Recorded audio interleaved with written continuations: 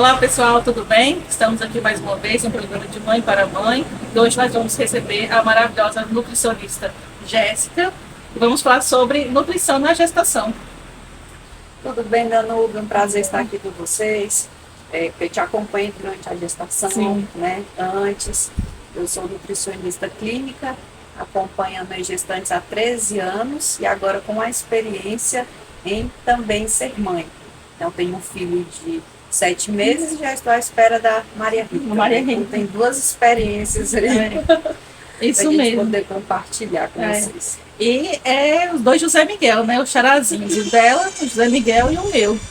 E nós vamos conversar e vamos falar sobre a importância de ter um acompanhamento nutricional com um especialista e o antes, o durante e após gestação.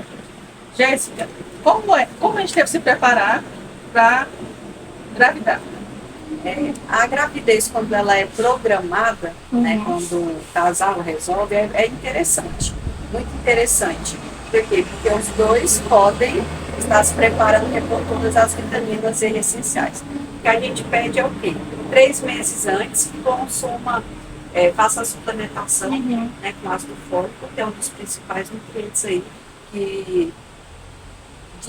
de alta demanda, né, nessa fase aí, no primeiro trimestre, que é para a formação do tubo neural, enfim, toda essa parte estrutural do cérebro do bebê.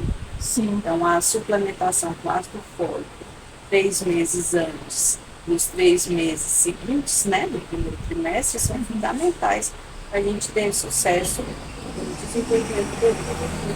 E as mães que não fizeram essa programação, descobre a gravidez depois de um certo período. Como é que vai essa Pode suplementação? endoidar, né? É a primeira coisa, Não fiquem doidas. primeira coisa, não dói, não ficar, ai meu Deus, não fiz isso. Eu falo, com a mãe nasce a culpa, parece que a gente se sente culpado por tudo, A culpa e o corte. né? E um corte, Ou exatamente. o corte, né? A tesoura. Mas a questão, não, a partir do momento de descobrir, vamos começar a mudar os hábitos. Vamos começar as suplementações, vamos fazer o nosso melhor e entregar nas mãos de Deus que a coisa vai. Acontece, né? Acontece. Maravilha. O que as pessoas, as mães mais chegam no consultório pedindo enjoo, geralmente como é o processo, a consulta? Geralmente, quando a mulher descobre que está grávida e chega para a nutrição, o maior medo inicial é o ganho de peso. Porque realmente algumas mães, por circunstâncias, por genéticas, têm um ganho de peso além do esperado. A gente sabe que 15 quilos a mais ali do peso normal fica mais difícil para perder depois. Então, lógico que nós somos mulheres, vem a preocupação, né, com estética, com o corpo, mas além disso, a maioria das queixas se vem com doenças. Né? Às vezes justamente por não ter se preparado, feito exames anteriores, então às vezes vem com uma anemia, com diabetes gestacional, que é bem uma comum, deficiência super comum, hoje está bem comum isso aí. E aí vem essa questão, né, dos enjoos, dos gases, da azia, do intestino preso, que é comum também na gestação, e são coisas que dá para a gente ajustar com a alimentação também. E suplementos específicos para aquilo ali. Eu vejo o pessoal, as mães, né, reclamarem bastante de enjoo, não consegue comer nada, que tudo que come vai para fora. Eu não tive enjoo, eu não senti nada. Mas você na sua gestação teve? Nessa está tendo? É engraçado. Hoje eu posso dizer que uma gestação é totalmente diferente da outra. Na gestação do José Miguel eu tive enjoo até no dia da maternidade. Então é vômito todo dia. Então é mito que dura os 3 primeiros meses. Pode durar a gestação toda. Pode durar a gestação toda. Depende do Chega assim, né? depende da mãe. Enfim, agora da Maria Rita já está super tranquila. Eu senti pouco enjoo ali, 2 meses e só, e eu nem lembro que eu tô grávida, se for para falar por mal-estar assim. Tá bem mais tranquilo mesmo. Então esse enjoo é bem relativo. Eu confesso que eu fico um pouquinho de receio, porque todo mundo fala que uma gestação não é igual a outra. A minha primeira gestação, né, a única até agora, foi muito tranquilo. Não senti enjoo, não senti desejo, só era muito sono. Se eu tiver o segundo agora, Socorro, Deus. Vamos esperar que seja melhor ainda, Melhor né? ainda, justamente. Pensar positivo. E quais são as suplementações? Você falou sobre suplementação, né? Quais são as suplementação para manter mais energia? Porque consome muito a gente, né? Assim, a gente fica muito cansadas, ficamos, às vezes a gente não quer se alimentar direito. Eu, por exemplo, eu dormia muito, eu tinha muito sono. Então, às vezes, eu deixava passar batido o almoço, alguma refeição ali, que eu preferia dormir.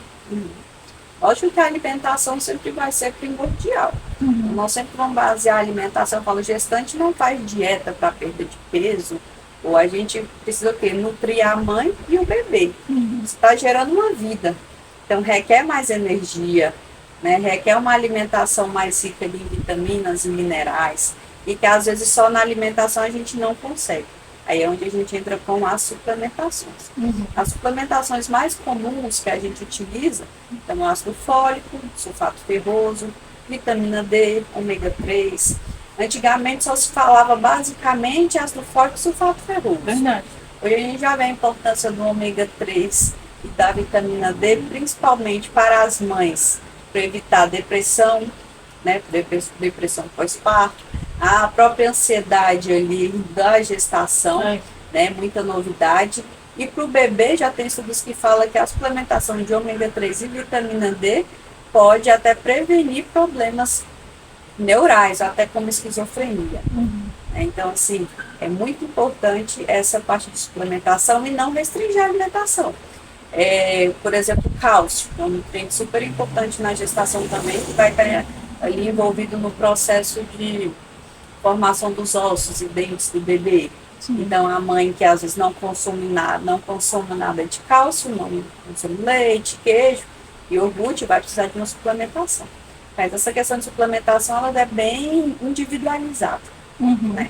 Então, não é essa é uma assim, todo mundo precisa, porém as quantidades vai depender de cada mãe, pelos exames que a gente pede, né? E ver se realmente tem essa necessidade de suplementar ou não. Isso que é interessante fazer acompanhamento com o nutricionista, né? Com um profissional nutricionista, porque daí faz todo acompanhamento, equilibra a alimentação, as vitaminas. Né? Sim, com certeza. Lógico que o padrão normal é passar o quê?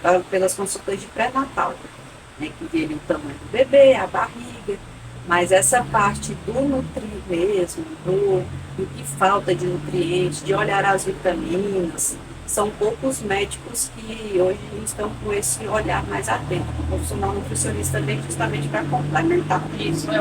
Não é para substituir o médico, mas é para complementar aí o trabalho e a gente ter uma gestação saudável, né?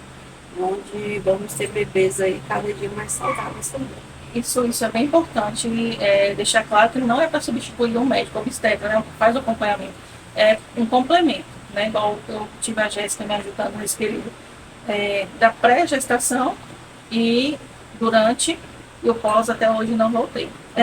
Mas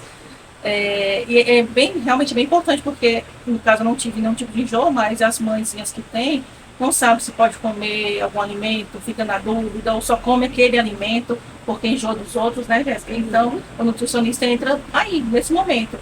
Você não está comendo isso porque você está com enjoo, mas você pode comer outro que substitui, né, as vitaminas, que auxilia do mesmo jeito. Então isso é bem interessante, quem puder ter esse acompanhamento.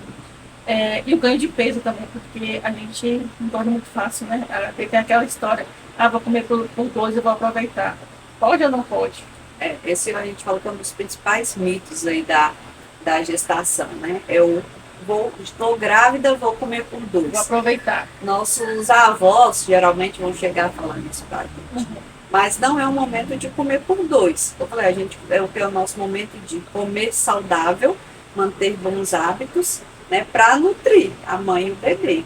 Mas não que eu preciso exagerar nessa quantidade. Lógico que muitos fatores envolvem essa questão de alimentação. A gente a gestação em si, ela causa muita ansiedade, principalmente nas mães. Verdade. A gente não sabe o que vai acontecer, como vai ser, fica imaginando, e aquilo ali vai gerando ansiedade, e a maioria tende a descontar na comida. Às vezes não é nem fome, é por ansiedade. Acaba indo peso. aí vem inchaço, né? Geralmente alguns médicos pedem os 3 primeiros meses não fazer atividade física. Aquilo já deixa a pessoa já mais quietinha ali, aí querendo comer mais. Então tudo isso daí influencia no peso final ali. É. E qual que é o ideal, assim, de peso que a mãe pode ganhar durante a gestação? Tem uma quantidade específica ou é individual? Depende do peso que a mãe entrou na gestação.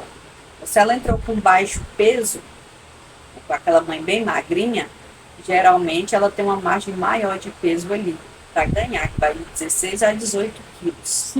Quando ela entra com o peso normal, que a gente fala eutrófico, fica ali uma média de 9 a 12 quilos. E quando ela já entra com obesidade, é no máximo 9 quilos. Então a gente faz os cálculos e tenta calcular para ficar dentro dessa faixa, desse intervalo. Vai dar certo? Não sabemos. Nem sempre. Nem sempre, né? Porque são muitos fatores que envolvem. Como eu falei, hoje o principal é a ansiedade, infelizmente. Depressão, cobrança, enfim. Mas a gente fazendo esse controle, né? Oferecendo os nutrientes que a mãe precisa, na maioria das vezes, 90, tem mães que chegam a perder peso. Tem gestante que engravidou com 114 quilos e terminou a gestação com 100. Ou seja, porque às vezes a pessoa não muda por ela, mas quando está gerando outro, ela preocupa tanto que acaba mudando. Eu ia até comentar isso, que uma vez na consulta você me falou isso, que tinha uma paciente que ela perdeu o peso, né? Então, o que a gente acha que é impossível não é. É difícil não comer, é difícil não engordar. Gente, por nosso filho não é difícil. A gente controla mesmo. Eu falo por experiência, porque para mim está sendo muito mais difícil perder peso no pós do que durante a gestação. Claro que no final deu uma extrapoladinha, mas durante a gestação toda foi bem tranquilo. Era muito sono, não dava para comer. Voltando a falar sobre a vitamina D, que eu acho um ponto bem interessante, a vitamina D nada mais é do que a vitamina do sol, né? E tem um déficit enorme de vitamina D nas pessoas. A gente não sai mais no sol. Exatamente. E assim, o sol tem que ser o sol forte de meio-dia para ter essa absorção. Aí que não sai. E aí mesmo. Que a gente não sai, já entra a questão da pele, né? Que é o sol que vai prejudicar e pode dar um câncer de pele. Então, hoje é mais fácil a gente suplementar do que se expor e estar exposto a um novo risco aí, né? De câncer de pele. Sim. Mas a vitamina D hoje, para a imunidade, na época do Covid, a gente viu que os pacientes que tinham a vitamina D mais elevada não ficaram tão graves quanto aqueles de vitamina D mais baixa, né? Então, tem sido muito estudado o impacto dela tanto na imunidade quanto nessa questão da mente mesmo, psicológica, né? Que acaba ficando alterada aí durante o período da gestação. E eu não sei se é mesmo ou é mito. É a questão da vitamina D. Quando a minha está mais baixa, eu sinto que eu fico mais desanimada. Quando ela está num padrão melhor, eu tenho mais energia. Exatamente. Então ela trabalha a disposição, aquele sono durante o dia, que não passa, enfim, tem que dormir a tarde inteira. Isso aí pode ser deficiência de vitamina D. Então, não só para as mãezinhas, né, mas para todo mundo. Importante sempre estar conferindo a vitamina D, né? Se tinha uma molezinha, você vê que não é preguiça, é falta de vitamina D. Pode ser falta de vitamina D. Ser. É importante não se automedicar, né? O excesso de vitaminas também faz mal. Verdade. Né? Por isso que é importante fazer os exames, procurar um profissional para você tomar a dosagem correta ali. Eu tive uma paciente que ela ficou tão incutida com essa questão de vitamina D que acabou tomando demais e deu uma hipervitaminose.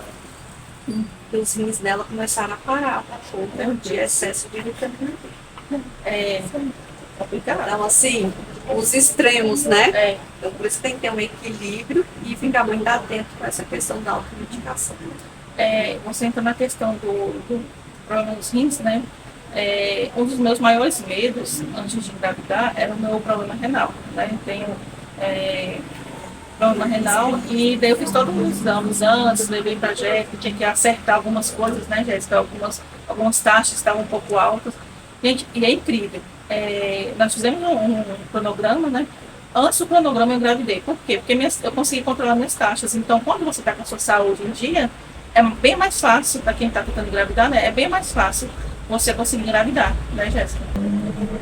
Também interessante ter uma paciente com 46 anos engravidou, né? E queria colocar a culpininha.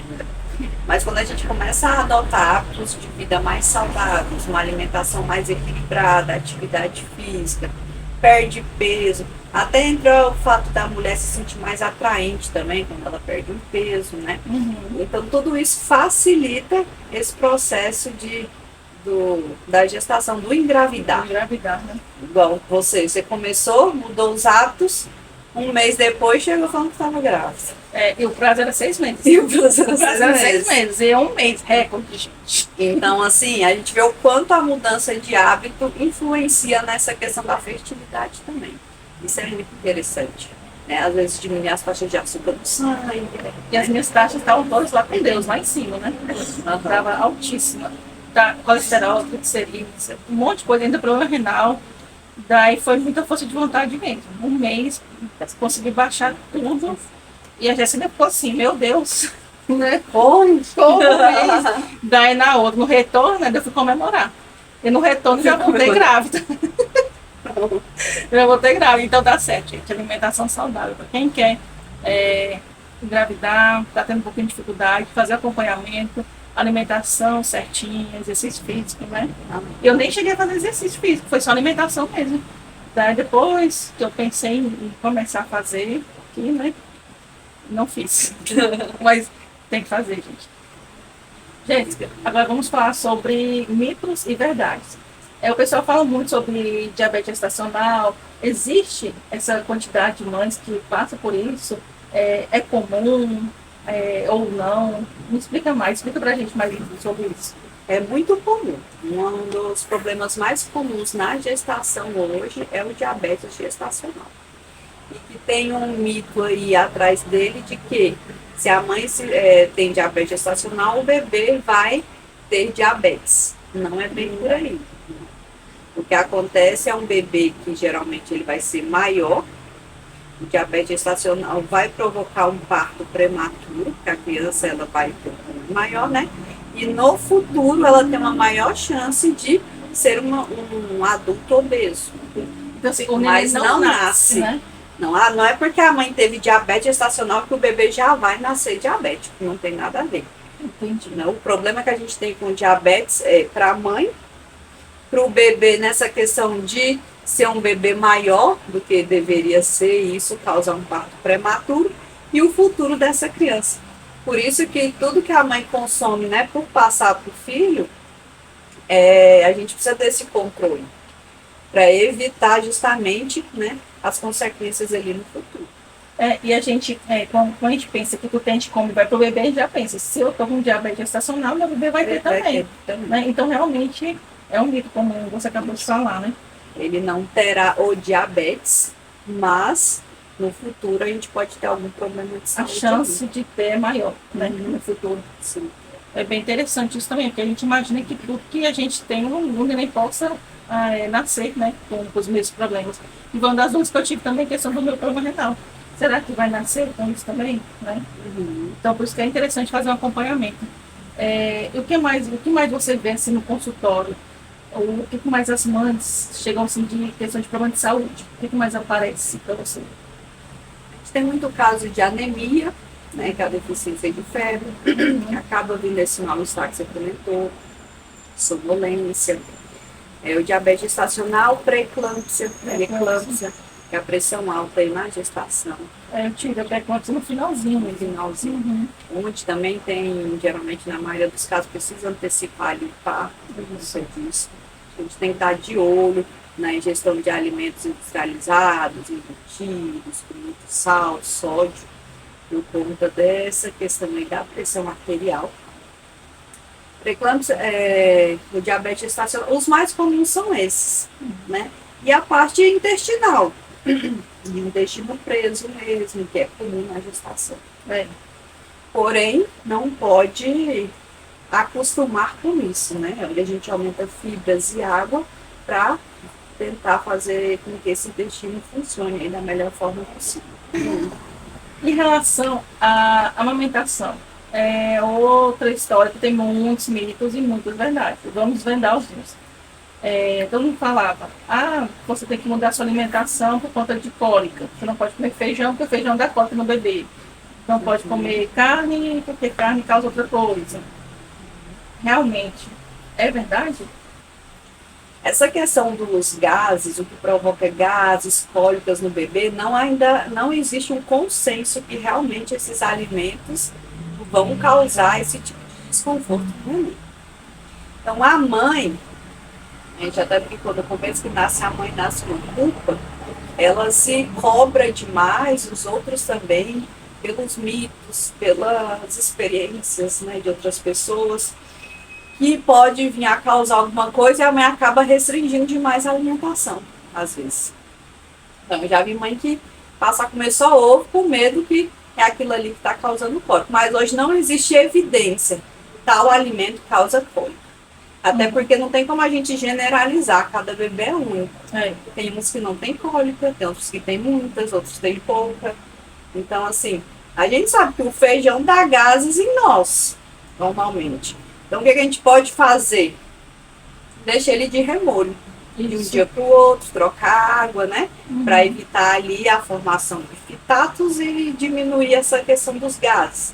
Repolho. Então, a gente pode pensar em alimentos que geralmente causam mais gases em nós, que teoricamente poderia passar para o bebê, mas assim, falar que existe uma regra, tal alimento vai dar cólica, nós não temos. O que a gente pede para evitar é cafeína, tanto na gestação quanto na amamentação, chocolate, né, refrigerante, por serem bebidas energéticas, alimentos que vão deixar o bebê mais acelerado e acaba atrapalhando a qualidade do sono aí também, e é das principais queixas das mães. Queixas, né? O que você, agora falando de você, Jéssica, mãe, né, gestante, para você, o que é mais difícil na gestação? O que está sendo mais difícil? E o que foi? Da do José e o que está sendo da Maria? Do José, o que foi mais difícil, para mim, eu tive Covid, depois desse Covid tudo complicou na vida do José. Né? Ele começou a ter restrição de crescimento, eu precisei fazer muitas injeções. Isso você estava com quantos meses de gestação? Eu estava com 26 semanas quando começou. Eu não lembro mais quantos meses. Isso foi uma coisa que a gravidez sumiu da minha cabeça. Sumiu, grávida fala em semanas, né? Eu não lembro mais como é essas continhas de semanas. Vai estar em torno dos 6 meses ali. Quando a gente começou a ter as complicaçõezinhas dele. Então, assim, ele não ganhava peso, ele sempre estava com restrição de crescimento e restrição de peso. Aí foi quando começou a luta, né? Eu tive acompanhamento em Goiânia, se tornou uma gravidez de risco, eu tinha que ficar lá, eu tive que morar lá um tempo, enfim. Até descobrir depois que ele nasceu, que a placenta foi para a biópsia, de que minha placenta infartava. Era uma coisa que eu nunca ouvi falar. Nunca ouvi falar isso. Como assim? Dava coágulos, ela infartava, morria aos cantos e aí não passava nada para mim. Meu Deus. Então eu comia, eu suplementava. Mas ele não recebia nada. Ele não recebia. Aí nasceu, foi embora, deslanchou. E tá um rapazão, né? Tá enorme. Tá enorme, graças a Deus. Agora, da Maria Rita, eu tô com 20 semanas, por enquanto tá tudo muito tranquilo. Eu falo, uma gestação realmente bem diferente da outra, né? Por enquanto, graças a Deus, às vezes eu nem lembro que eu tô grávida, porque tá bem tranquilo mesmo. Aí vai continuar bem tranquilo. Você sentiu e sente muito desejo? Enjoo? Né? O enjoo eu senti muito do José. Senti enjoo até na hora do parto. Da Maria Rita já não. Então já é outro mito, né? Que falam que as mães sentem enjoo até os 3 meses, né? Então já é outro mito, né, Jéssica? Você sentiu até na hora do parto, você sentiu enjoo. Isso é muito relativo, não existe uma regra. Eu já não senti nada. Eu já não senti enjoo, desejo, não senti nada. Desejo eu não tive. Comer pedra. Também não. Essas coisas eu só era muita coisa gelada, mas isso é natural de mim, de gostar de coisa gelada. Então só aumentou. A única coisa que eu vi de diferença nas duas é que do José eu gostava de coisas azedas. A Maria Rita já é mais pro doce. Outro mito Engraçado. a mudança, né? Outro mito que uma pessoa me falou. Eu comentei que eu estava chupando colé de limão, assim, por conta do gelo mesmo, quando na época bem quente. Daí uma mulher virou para mim e falou assim: Ah, eu tenho uma amiga que comia muita coisa, tomava muita coisa gelada e a criança nasceu com pneumonia. Eu entrei em desespero. Eu falei: Como assim? Daí eu já, doutora, sou eu de novo. Tem a chance? Ah, não, doutora. Não, o pessoal fala que se consome muita coisa ácida, neném, ou se tem muita azia, Vai nascer é porque cabeludo. vai nascer cabeludo. Né? O que uma paciente falou esses dias que falaram para ela que se não sente azia, não sente mal-estar, é porque o bebê vai ter algum problema de aprendizado. Enfim, sai muita coisa para confundir a mãe e deixar a mãe doida, né? E deixa, viu? Dei pobre dos médicos e dos nutricionistas para poder desvendar esses mitos, né? Porque deve chegar cada coisa lá. E assim, é uma fase desafiadora, né? Já cheia de novidades, tanto de corpo quanto, enfim, o futuro ali de como sua vida vai mudar, porque muda realmente totalmente sua vida depois que um bebê nasce. E esses mitos acabam gerando mais ansiedade, mais frustração, medo, o que uma mãe não deve ter nesse momento, né? De gestar aí. Então acaba que complica mais. Por isso que muitas vezes é melhor não dar ouvidos a tantos palpites, senão a gente não conhece. Sim, isso eu até comentei com uma cliente esses dias, primeiro filho dela também. Para mim, mãe de primeira viagem, foi muito difícil o começo. Eu tinha muita ansiedade porque eu não conhecia. Hoje, chega uma mãe de primeira viagem e fala, calma, é tranquilo. Então, assim, eu já estou com um outro ciclo de ansiedade. Eu estou com ansiedade porque o José vai para o colégio, porque é novo para mim. Mas a parte de gestar, a parte de ter o pós-parto, para mim é uma coisa tranquila, porque eu já passei. Mas na época era extremamente louco. Eu ficava, meu Deus, será que eu estou fazendo certo? Será que é assim? Por que não está reagindo dessa forma como o filho da minha amiga reagiu? Então isso atrapalha muito a cabeça da gente e a gente descobre demais por isso. Então é uma coisa que é difícil a gente falar, é difícil a gente não se cobrar, mas sempre está batendo essa tecla. Não, eu estou sendo a melhor mãe do meu filho, eu estou fazendo certo e vai dar certo. Né? Essas comparações, né, acabam, cada criança é única. Às vezes eu quero comparar, vou comparar o desenvolvimento do meu filho com o de outra criança ali. Cada um tem seu tempo, vai desenvolver na hora certa, então ter paciência, aceitar o processo. E é isso que vocês sempre dizem aqui, eu acho bonitinamente que falando, né? Você é a melhor mãe que seu filho poderia ter, e eu acho que a mãe sabe realmente o que precisa. Sim, isso é verdade. A gente, o estilo da mãe nasce, né? Eu falo que o pai, ele se torna pai depois que ele vê o neném, né? E a gente não, a partir do momento que a gente sente, que a gente sabe, a gente já se torna mãe, já vem aquele sentimento materno. Então, lá no fundo, a gente sabe o que é melhor para os nossos filhos. Só que nós ficamos com medo, né? Justamente por ser o primeiro. Eu quero isso, mas será que isso é certo? Né? Tem muito isso também. Daí a médica que nos acompanha até fala, Nuri, a gente passa orientações, pessoas falam, mas só que o seu instinto sempre vai falar mais alto, você sempre vai saber o que é para fazer. Quando você for fazer não tiver com segurança, é porque não é o que você quer fazer, faz o que você tem segurança para fazer, porque é o seu instinto materno que está falando. E isso aí, depois que eu aprendi, ficou muito mais leve, muito mais fácil a maternidade, né? A não comparar, a saber que eu dou conta, que eu consigo, né, Jéssica? Isso aí influencia bastante na nossa cabeça, na nossa vida. Uma coisa que você falou, minhas gestações foram bem próximas, né? Então, assim, toda essa experiência da gestação, dos problemas que o José teve, tem me deixado bem mais tranquila, né? Parece assim, já passou por tanta coisa que nada mais te abala, ou que você já está preparada para aquilo ali, já tem uma bagagem. Então, sempre nós vamos ter medo do que é novo. Sim. Então, são essas fases aí, igual agora o José vai para a escola. Depois nós vamos preocupar com esses meninos nas festas. Nós já vamos perder sono já por outros motivos. Então vai só mudando. Vai só mudando. O ritmo da vida. Mas a experiência nos deixa mais fortes. Com certeza. Verdade. E o mais legal de tudo isso é a gente poder compartilhar isso com vocês, né?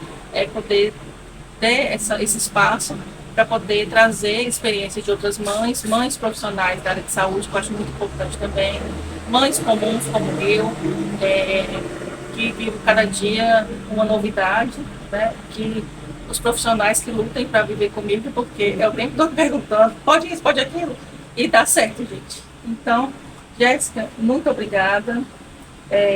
Obrigada por ter me acompanhado, ter me ajudado num momento tão importante para a minha gestação, a minha pré-gestação, né? A busca pelo bebê.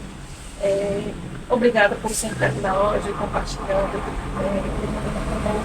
Obrigada por essa entrevista, por compartilhar os seus momentos com os nossos ouvintes. Muito obrigada. Eu que agradeço, parabéns pelo espaço. Aqui o interessante da loja Valor Diferencial é justamente essa troca que a gente pode ter. A gente chega aqui nervoso, já fala como é que tá a noite, o neném não dormiu, enfim, já recebe ali esse apoio, esse carinho.